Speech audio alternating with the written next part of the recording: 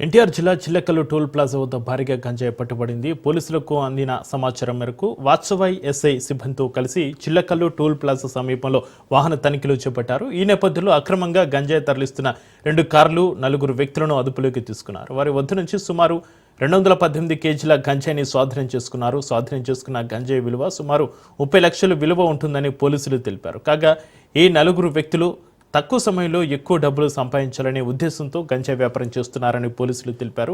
నర్సీపట్నం నుంచి బయలుదేరి హైదరాబాద్ వెళ్తున్న సమయంలో వాహన తనిఖీలో ఈ గంజాయి పట్టుకున్నామని ఏసీపీ తిలక్ తెలిపారు.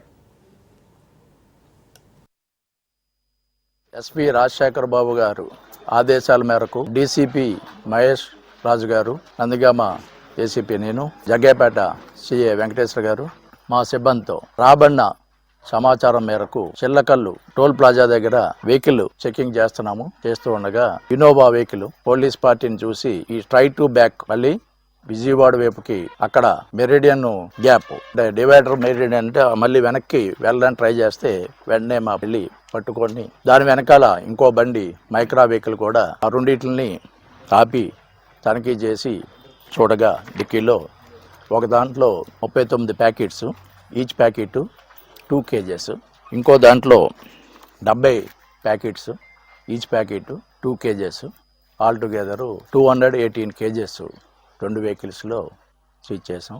ఆ డ్రైవర్తో పాటు ఈ సరుకుని సప్లై చేయడానికి somewhere to Hyderabad or Maharashtra, ఇది ఒరిస్సాలో ఒక తండాల్లో తక్కువ రేటుకి కొనుక్కొని ఎక్కువ రేటుకి అమ్మి లాభాలు గడించాలన్న ఉద్దేశంతో వీళ్ళు ఒరిస్సాలో సరుకు తీసుకొని వస్తూ ఉండగా ఈరోజు మేము పట్టుకొని కేసు బుక్ చేయడం జరిగింది. 22/25 పచ్చవాయి పోలీస్ స్టేషన్లో కేసు కట్టాం, NDPS యాక్ట్.